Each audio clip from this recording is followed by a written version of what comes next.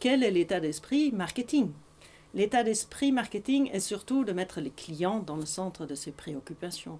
Réfléchir pourquoi ce client devrait acheter. Pourquoi il devrait nous faire confiance, pourquoi il sera prêt à nous payer quelque chose. Donc penser en situation de création d'entreprise, d'abord de réfléchir, et c'est ça cet esprit marketing, c'est de te dire, dis-moi qui tu es et je te dirai ce qu'il te faut. Comme ça, vous pouvez comprendre qu'est-ce qu'il va lui faire plaisir, pourquoi il vous achèterait. Ensuite, avec cela, il faut aussi réfléchir assez rapidement en création d'entreprise sur la fidélisation, qui peut être un peu bateau, mais pensez fidéliser, c'est donner plus à ceux qui vous donnent plus. Vous n'êtes pas amis avec tout le monde, vous investissez pas autant avec tout et chacun, mais vous sélectionnez vos amis avec lesquels vous créez plus de besoins, avec lesquels vous créez des projets, des voyages ou autres. En business, c'est pareil. C'est quand vous créez votre entreprise, certaines personnes, certains clients vont vous faire confiance, d'autres vont peut-être dire ça ne me va pas trop. Donc donnez plus à ceux qui vous donnent plus dès le départ. Commencez à regarder aux gens qui sont vraiment proches de vous. Avec cela, ce qui est important aussi aujourd'hui, et les marchés sont difficiles, très concurrentiels, c'est de simplifier la vie des gens, de vraiment étonner pour que les gens aient envie de venir vers vous. C'est l'envie, étonner, donner envie et simplifier la vie de vos clients. Trop d'entreprises avec lesquelles je peux travailler font que c'est compliqué. Compliqué de les trouver, compliqué d'acheter, compliqué de payer.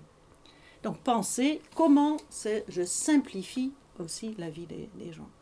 En marketing, on a des Américains, le marketing d'ailleurs vient des États-Unis, parce que c'est des marchés très concurrentiels là-bas. Ils disent souvent c'est un effet WOM ou un effet wow. Alors le wow, je pense qu'il est assez facilement compréhensible. En anglais, c'est World of Wonder, c'est wonder, c'est wonderful.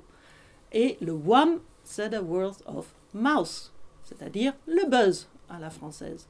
Comment je vais faire en sorte que les clients buzzent un maximum et parlent de moi? Bien sûr, ceux qui vous adorent vont parler de vous. Derrière, il faut pour cela qu'il faut bien réfléchir qui m'aime, pourquoi il m'aime, comment je vais encore développer plus. Les 5 trucs et astuces du marketing. Donc pour revenir sur ce qu'on disait tout à l'heure, mettez-vous à la place du client. Au lieu de penser que produit ou service, ce que vous allez offrir à eux, pensez également pourquoi ils devraient vous acheter. En quoi vous êtes vraiment différent. Et pensez à vous concentrer sur une cible réduite, je dirais, parce qu'il ne faut pas travailler pour tout le monde. Et ça vous permet aussi de réfléchir plus qu'est-ce que vous allez leur apporter. Avec cela, deuxième point très important, c'est de bien identifier les gens qui sont comme vous, qui font comme vous.